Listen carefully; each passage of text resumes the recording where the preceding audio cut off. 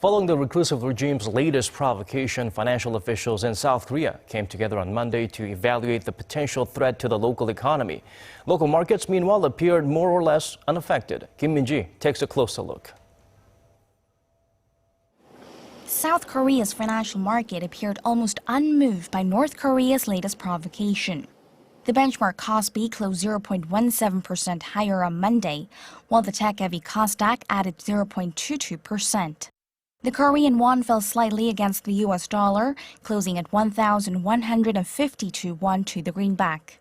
The South Korean government is vowed to take swift action if any unusual movements are detected in the financial market.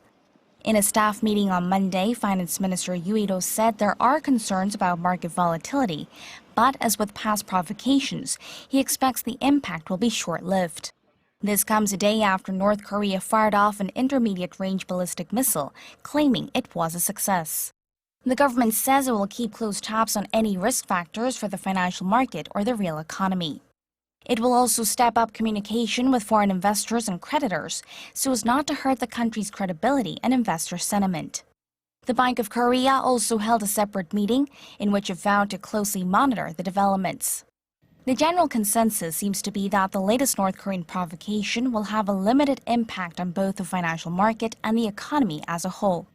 After the North's fifth nuclear test last September, the KOSPI shed 1.25%, and movements were at much lower levels following the third and fourth tests.